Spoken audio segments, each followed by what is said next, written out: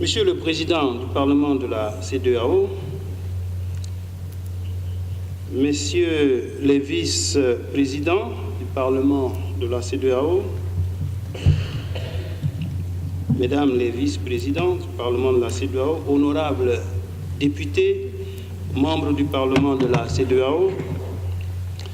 Madame la vice-présidente de la Commission de la CEDEAO, Mesdames et Messieurs les commissaires de la CEDEAO, Monsieur le secrétaire général du Parlement de la CEDEAO, honorables invités, Mesdames, Messieurs, je voudrais de prime abord vous dire ma joie de participer à cette deuxième session ordinaire de l'année 2018 du Parlement de la CEDEAO. Je voudrais à cet effet saluer et remercier tout d'abord les autorités de la République fédérale du Nigeria, et en particulier son Excellence Monsieur le Président Muhammadu Buhari, pour toutes les facilités qui sont mises à notre disposition et qui nous permettent de faire notre travail et de nous réunir ce matin. Je voudrais également saisir cette occasion pour saluer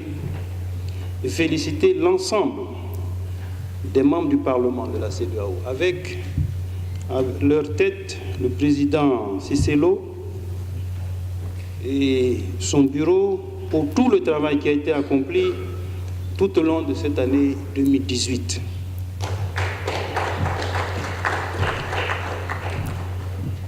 Le film que nous venons de voir en est une illustration concrète, touchée de vive voix les réalités auxquelles sont soumis certains de nos concitoyennes et de concitoyens et rechercher les voies et moyens pour trouver des solutions à ces questions. Nous reviendrons sur ces points. Je voudrais, par la même occasion également, réaffirmer l'engagement et la volonté de la Commission à œuvrer de concert avec le Parlement pour relever tous les défis et faire avancer l'agenda de l'intégration régionale.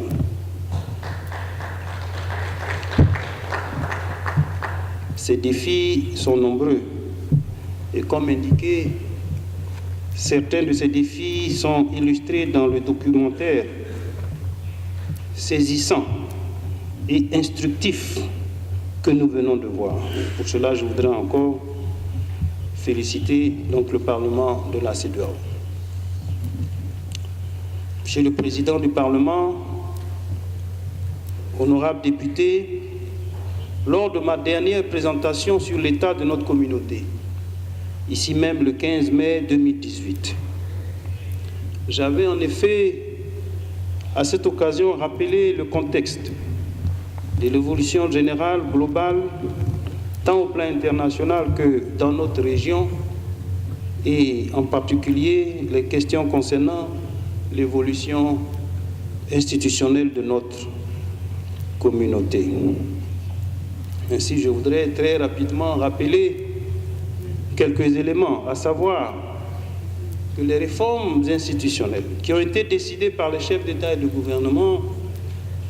ont été mises en œuvre. Ainsi, depuis notre dernière rencontre, les nouveaux commissaires, l'auditeur général, le directeur général de l'OAS et du JABA et votre serviteur ont pris fonction. Le 1er mars 2018, ont tous prêté serment les 7 et 31 juillet 2018 à Lomé. En outre, les 5 nouveaux juges de la Cour de justice de la communauté ont également prêté serment le 31 juillet 2018. Ainsi, tous les responsables statutaires chargés d'animer la commission et les autres institutions de notre communauté sont maintenant en place. Comme vous le savez, et comme rappelé par le président du Parlement,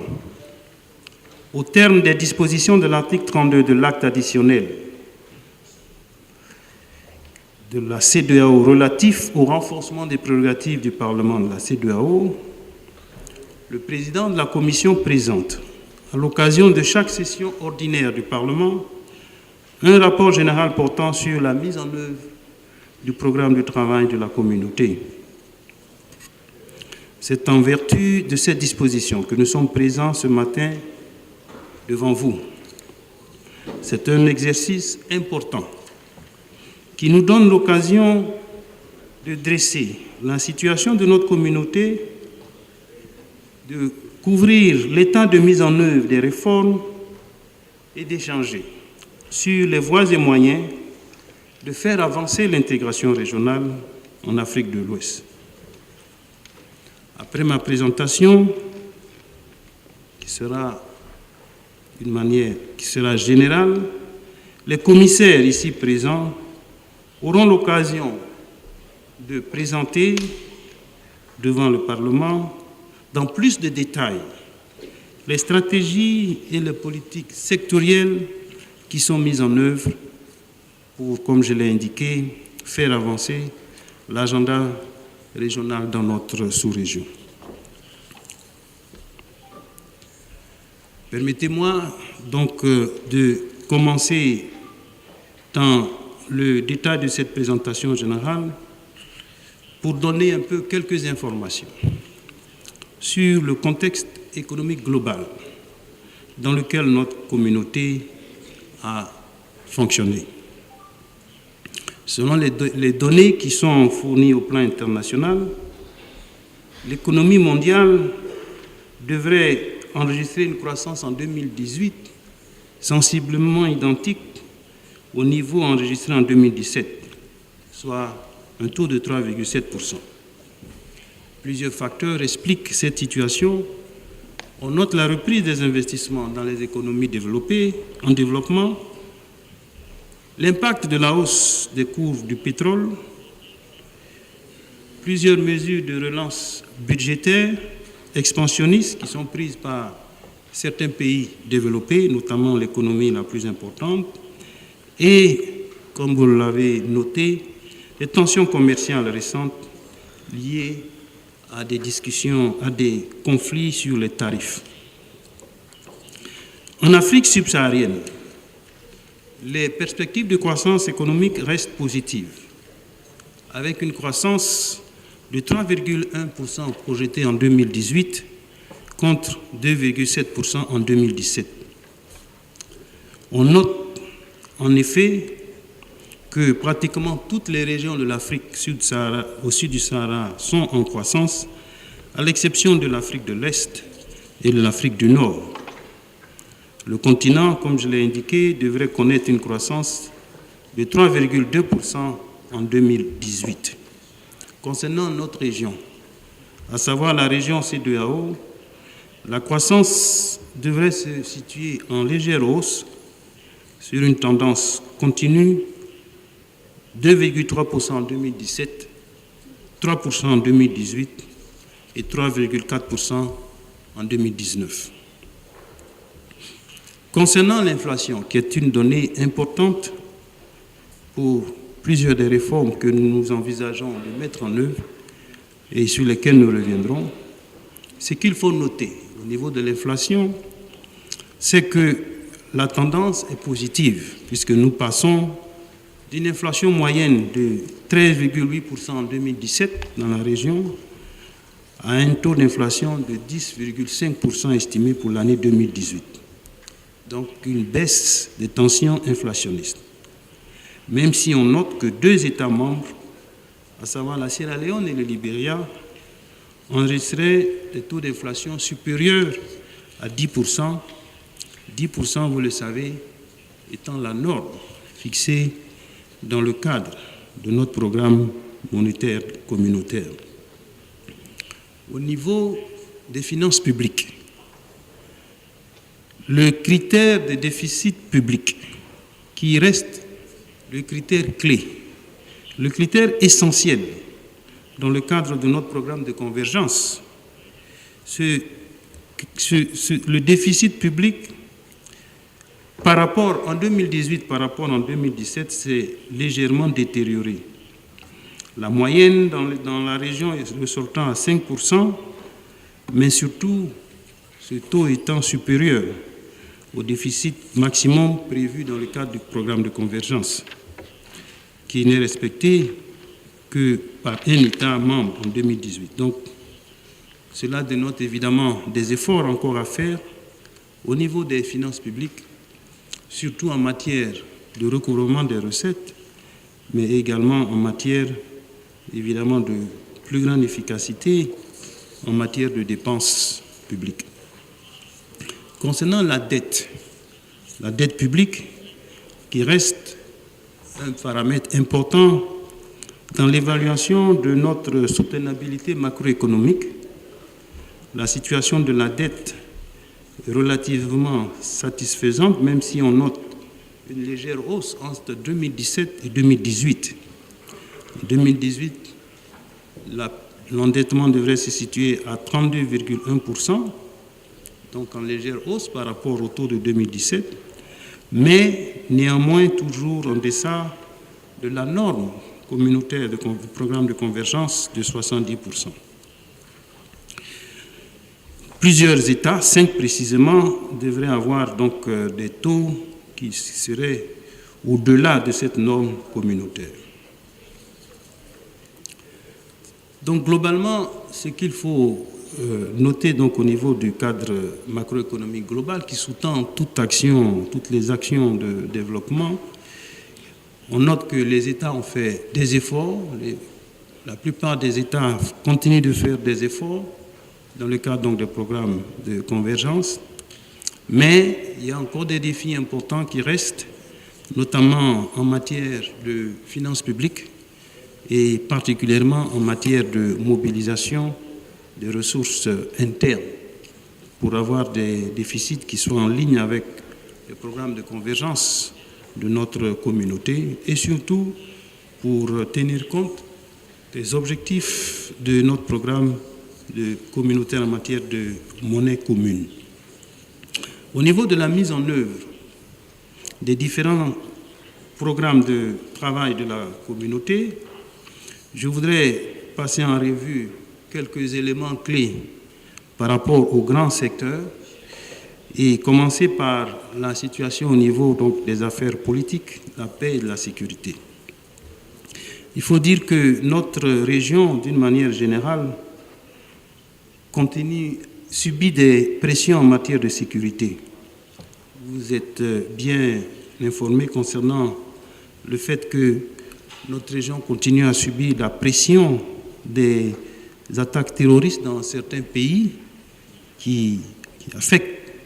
bien entendu, non seulement ces pays-là, mais toute la région, et qui jouent et qui ont un impact sur les niveaux des investissements, la notion de risque et bien entendu sur tout ce qui est lié à la croissance économique. Donc c'est une question importante qui est de manière croissante, importante, et sur lesquelles bien sûr nous devons, avec l'ensemble des États, continuer à mettre l'accent pour pouvoir faire face à cette menace qui n'est pas seulement une menace qui affecte notre région, mais c'est une menace qui affecte pratiquement toutes les régions et même bien au-delà de notre continent. En matière spécifiquement de démocratie et de bonne gouvernance, nous avons continué nos soutiens dans les différents États membres en termes de formation sur le dialogue et la médiation, en termes de renforcement des capacités des organisations de la société civile, des médias et des partis politiques, dans tout ce qui est promotion de la démocratie inclusive.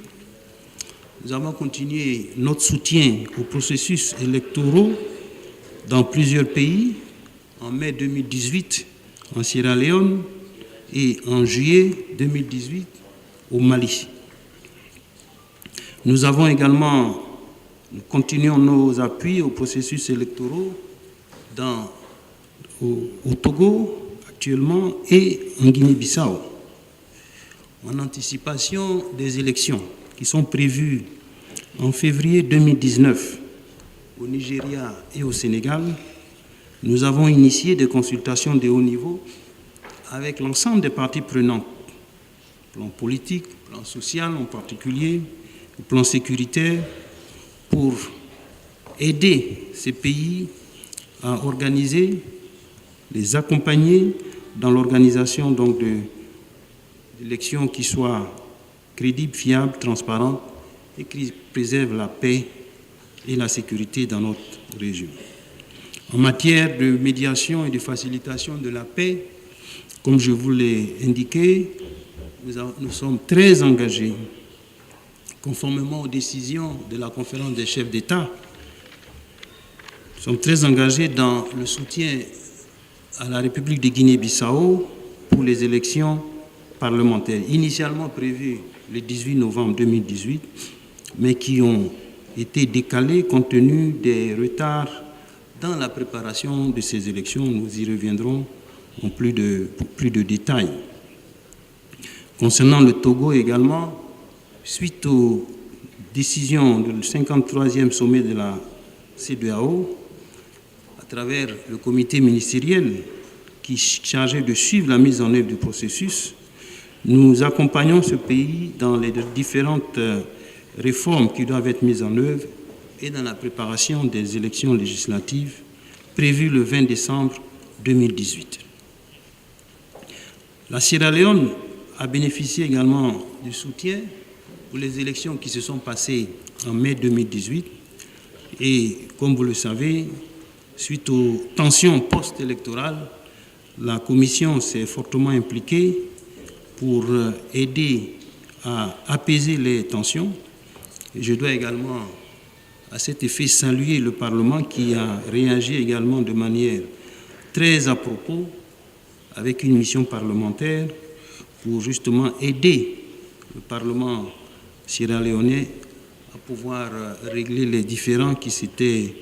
étaient apparus après les élections et donc qui risquaient donc de mettre à mal la cohésion sociale et la paix dans ce pays. En matière d'opérations de soutien de la paix, la Commission a poursuivi ses efforts. Comme vous le savez, une force est déployée en Guinée-Bissau, la force ECOMIB, et donc qui a pour mission essentiellement de protéger le processus, la paix et d'assurer la sécurité. Et le mandat donc de cette mission ECOMIB a été prorogé jusqu'à fin décembre 2018 et a été prorogé jusqu'à fin décembre 2019, puisque nous sommes déjà en décembre 2018, vient d'être prorogé à fin décembre 2019. Et il en est de même avec la mission de la CEDEAO en Gambie, la force ECOMIG, dont le mandat a été prorogé jusqu'à fin septembre 2019, puisque nous sommes déjà en novembre. Donc,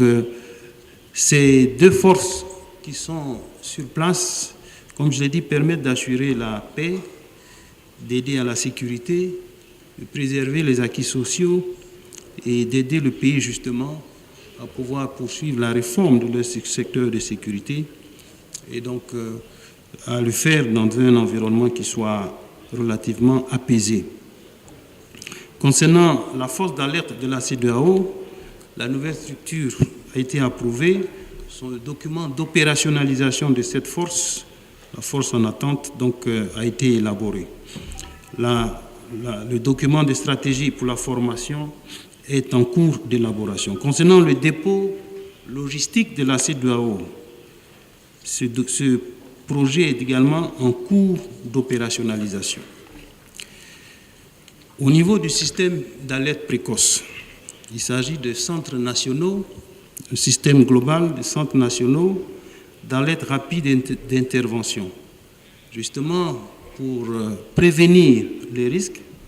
anticiper les risques, pas seulement sécuritaires, mais les risques qui touchent toutes les dimensions humaines, que ce soit les risques en matière de santé, les risques en matière de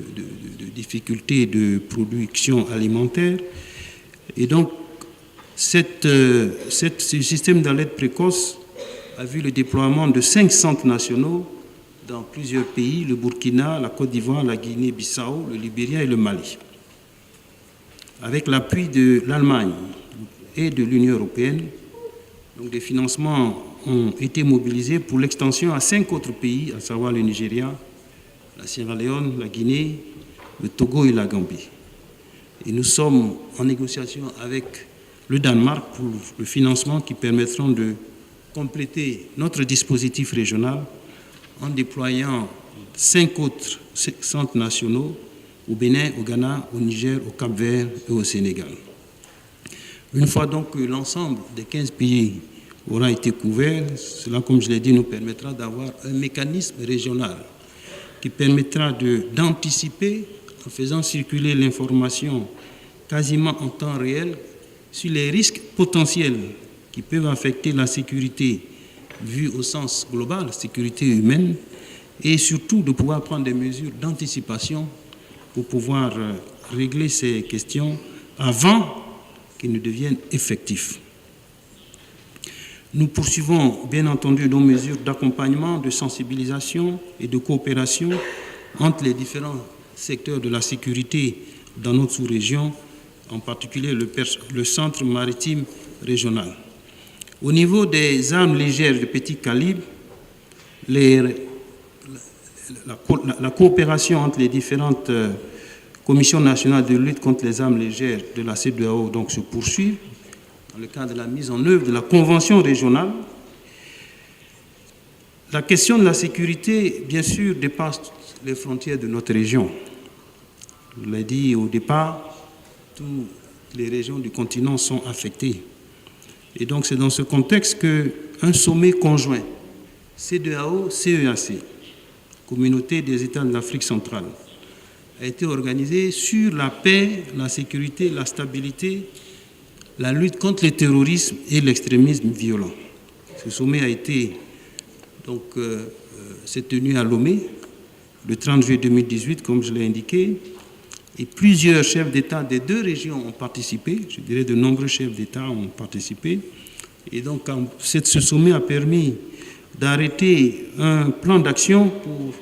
lutter efficacement contre ces différentes formes de risques sécuritaires. On mentionnera surtout les questions de coopération, d'entraide, de renforcement des capacités des forces de défense et notamment dans les questions de formation et de partage d'informations sur le renseignement au niveau des différents pays.